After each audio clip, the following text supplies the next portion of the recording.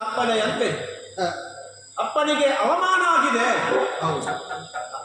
ಅವಮಾನವನ್ನ ಸಹಿಸಿಕೊಳ್ಳುವವರು ನಾವಲ್ಲ, ಎದುರಿಸಿಕೊಳ್ಳಬೇಕು ಎನ್ನುವಂತ ದೃಷ್ಟಿಯಿಂದ ಕೃಷ್ಣನವನ್ನ ಅಭಿಪ್ರಾಯವನ್ನ ಸಂಗ್ರಹ ಮಾಡಬೇಕು ಅಂತ ನಾವು ಇಟ್ಟವರು. ಅರ್ಜುನ ಒಂದು ಸಂದರ್ಭದಲ್ಲಿ ಪ್ರಸಂಗ ದಾರಿ ತಪ್ಪದು ಅಂತ ಖಂಡಿತ, ಹೌದು, ಇಲ್ಲಿಗೆ ಮುಗೀತದು ಅಂತ ಖಂಡಿತ. ಹೌದು, ಯಾವಾಗ ನೀರು ಬಂದ್ರು ಪುನಃ ಪ್ರಸಂಗಕ್ಕೆ ಜೀವವಂತ ಹೇಳಿದ್ರೆ ತಪ್ಪಾಗುತ್ತೆ ಖಂಡಿತ. ಯಾಕಂದ್ರೆ ಧರ್ಮದಲ್ಲಿ ನಾನು ಹೇಳುವಂತಹ ಸಂದರ್ಭದಲ್ಲಿ ಅವನು ಯಾವುದೇ ಮಾತನ್ನ ಆಡಲಿಲ್ಲ. ಖಂಡಿತ ಆಗ ಅವನು ಇದಕ್ಕೆ ಒಪ್ಪುತ್ತಾನೋ ಅಂತ ಕಂಡೆ. ಆದ್ರೆ ನೀವು ಹಾಗೆ ಮಾಡಲಿಲ್ಲ. ಹೇಳು ನಿನ್ನ ವಿಚಾರ. ಕೃಷ್ಣ, ಪಾಂಡವರ 5ರಲ್ಲಿ ಮಧ್ಯಮ ಪಾಂಡವ ನಾನು. 4 ಜನರ ಬಗ್ಗೆ ನಿಮಗೆ ವಿಶ್ವಾಸ ಇರಬಹುದು. ಹೌದು. ಅರ್ಜುನ ಏನು, ಅರ್ಜುನನ ಶೌರ್ಯ ಏನು ಗೊತ್ತಿದೆ ನಿಮಗೆ. ಬಾಲ್ಯ ಸ್ನೇಹಿತರಿಂದಲೇ ನಾವೆಲ್ಲ ಏನೆಲ್ಲ ಮಾಡಿದ್ದೇವೆ ಎನ್ನುವಂಥದ್ದು. ಅರ್ಜುನ ಏನು ಅಂತ ನಿಮಗೆ ಗೊತ್ತಿದೆ. ಇಂದ್ರನ ಮಗ ನಾನು. ಹೌದು. ಹಾಗಾಗಿ ನನ್ನ ವಿಚಾರವನ್ನು ನಿನಗೆ ನಾನು ಹೇಳಬೇಕಾಗಿದೆ. ಒಂದು ಸಾರಿ ದ್ರೋಣಾಚಾರ್ಯರು ನದಿಯಲ್ಲಿ ಸ್ನಾನ ಮಾಡುತ್ತಾ ಇರುವ ಸಂದರ್ಭದಲ್ಲಿ ಮೊಸಳೆಯೊಂದು ಬಂದಿತ್ತು. ಅದನ್ನು ಕಂಡಂತಹ ನಾನು ಗುರುಗಳಿಗೆ ಆಪತ್ಕಾಲ ಬಂದಿದೆ ಅಂತ ತಿಳಿದುಕೊಂಡು 5 ಬಾಣವನ್ನ ಬಿಟ್ಟು ಅವರ ರಕ್ಷಣೆ ಮಾಡಿದವ ನಾನು. ಹಾಗಾಗಿ ಬ್ರಹ್ಮಶಿರ ಎನ್ನುವಂತ ಆಯುಧವನ್ನು ನನಗೆ ಕೊಟ್ಟಿದ್ದಾರೆ. ಪ್ರಬುದ್ಧರು ಹೌದು. ಯಾರು ಒಂದು ಕೈಯಲ್ಲಿ ಬಿಲ್ಲುಗಾರಿಕೆ ಯುದ್ಧ ಮಾಡಿದರೆ ಈ ಅರ್ಜುನ 2 ಕೈಗಳಲ್ಲಿ ಯುದ್ಧ ಮಾಡುವಂತಹ ಸಾಮರ್ಥ್ಯ ಹೊಂದಿದವ.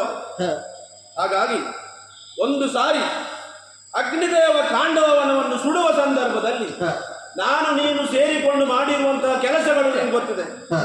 ಅವತ್ತು ನನಗೆ ಗಾಂಡೀವ ಎನ್ನುವಂತಹ ಅಸ್ತ್ರವನ್ನು ಕೂಡ ಕೊಟ್ಟಿದ್ದಾರೆ. ಹಾಗಾಗಿ ಈ ಅರ್ಜುನ ಉಳಿದವರಾಗಿ ಅರ್ಜುನ ಅಲ್ಲ. ಅರ್ಜುನ ಅಂತ ಹೇಳಿದ್ರೆ ಶ್ವೇತವರ್ಣದವ, ಕಾಂತಿಯುತವಾದವ. ವರ್ಣದಲ್ಲಿ ಶ್ವೇತ ಅಲ್ಲ, ಮುಖದಲ್ಲಿ ಕಾಂತಿ ಅಲ್ಲ, ಶೌರ್ಯದಲ್ಲಿ ಕೂಡ ಅರ್ಜುನ ಬಲಿಷ್ಠ ಎನ್ನುವಂಥದ್ದು ನಿಮಗೆ ಗೊತ್ತಿದೆ. ಹೌದು, ದಶನಾಮವನ್ನು ಬೆಳೆದವನು ನಾವು. ಒಂದು ಸಾರಿ ಆಕಾಶದಲ್ಲಿ ಶಸ್ತ್ರಾಸ್ತ್ರಗಳನ್ನು ಹಿಡಿದುಕೊಂಡು ವಾಯುವಲ್ಲಿ ರಥವನ್ನು ಚಲಾಯಿಸುವಂತಹ ಚಾಕಚಕ್ಯತೆಯನ್ನು ಹೊಂದಿರುವವ ನಾನು ಅಂತ ನಿಮಗೆ ಗೊತ್ತಿದೆ. ಅದು ಬಿಡು, ಕತ್ತಲೆಯಲ್ಲಿ ಶಬ್ದವನ್ನ ಗುರುತಿಸಿ ಬಿಲ್ಲುಗಾರಿಕೆ ಮಾಡುವಂತದ್ದ ಸಾಮರ್ಥ್ಯ ನನಗೆ ಇರುವಂತದ್ದು ಅಂತ ನಿಮಗೆ ಗೊತ್ತಿದೆ. ದ್ರೌಪದಿಯ ಸ್ವಯಂವರದ ಹೊತ್ತಲ್ಲಿ ಭಾರವಾದಂತ ಬಿಲ್ಲನ್ನು ಎತ್ತು, ಆ ಬಿಲ್ಲನ್ನು ನಿಖರವಾದ ಗುರಿಯನ್ನು ಇಟ್ಟು ಸ್ವಯಂವರವನ್ನು ಗೆದ್ದವರು ನಾವು ಅಲ್ವಾ. ಹಾಗಾಗಿ ಅಗ್ನಿ, ಇಂದ್ರ, ವಾಯು, ಬ್ರಹ್ಮ, ವಿಷ್ಣು ಇವರುಗಳಿಂದ ಶಸ್ತ್ರಾಸ್ತ್ರ ಪಡೆದವ ನಾನು. ಶಿವನಿಂದ ಪಾಶುಪತಾಸ್ತ್ರ ಎನ್ನುವಂತ ಆಯುಧವನ್ನು ಪಡೆದವನು ನಾನು. ವಿಶ್ವಾಸ ನಿಂಗೆ ಇಲ್ವಾ? ಅರ್ಜುನ ಅಂದ್ರೆ ವಿಶ್ವಾಸ ಅಂತ ಹೇಳಿದ್ರೆ ಏನು ಗೊತ್ತುಂಟ ನಿಮಗೆ? ನಾನು ಹೇಳಿದ ನವಖಂಡಗಳು.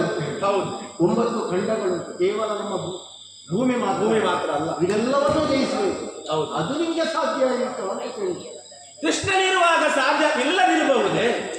ಅದಕ್ಕಾಗಿ ನೀನು ನಮ್ಮೊಟ್ಟಿಗೆ ಬರಬೇಕು. ಅದಕ್ಕೆ ನಿನ್ನಲ್ಲಿ ಏನಾದರೂ ಆಯುಧಗಳುಂಟು ಅಂತ ನಾನು ಖಂಡಿತ. ನಾನು ಎಷ್ಟು ಆಯುಧಗಳನ್ನು ಪಡ್ಕೊಂಡಿದ್ದೇನೆ, ಯಾವ ರೀತಿಯ ಆಶೀರ್ವಾದ ವರಗಳು ನನಗಿದೆ ಅನ್ನುವಂಥದ್ದು ವಿಶ್ಲೇಷಣೆ ಮಾಡಿ ಹೇಳಿದ್ದಾರೆ. ಸಮಯಕ್ಕೆ ಸರಿಯಾಗಿ ಆಯುಧವನ್ನು ಪ್ರಯೋಗ ಮಾಡುತ್ತೇನೆ.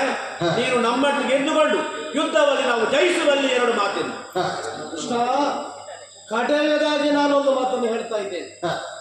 ನನ್ನ ಸಹೋದರನಾದಂಥ ಅರ್ಜುನ ವೀರಾವೇಶದ ಮಾತುಗಳನ್ನು ಆಡಿದ್ದಾರೆ. ಹೌದು, ಆದರೆ ಯಾವ ಸಂಕಲ್ಪದಿಂದ ನಾವು ಮಾಡಿದಂಥ ಈ ಯಾಗಕ್ಕೆ ದೇವನಾಗಿ ನಮ್ಮ ಜೀವನಾಗಿ ನೀನು ನಮ್ಮೊಂದಿಗೆ ಇದ್ದರೆ ಈ ಯಾಗವನ್ನು ಪೂರೈಸಿ ಯಾಗಕ್ಕೆ ಯಾವುದೇ ಕ್ಷುದ್ರ ಶಕ್ತಿಗಳು ಅದನ್ನು ಸಂಪೂರ್ಣವಾಗಿ ನಿಗ್ರಹಿಸಿ ನಮ್ಮ ಅಂಡ ಮನಸ್ಸಿನಲ್ಲಿ ಸಂಕಲ್ಪಿಸಿದ ಯಾಗವನ್ನು ಪೂರೈಸದೆ ಹೋದರೆ ಈ ಭೀಮಸೇನ ಹೊತ್ತಿರುವುದು ಈ ಮುಖದಲ್ಲಿ ಮೀಸೆಯಲ್ಲ ಎಂಬುದಾಗಿ ಇದು ಕಡೆಯ ಮಾತು.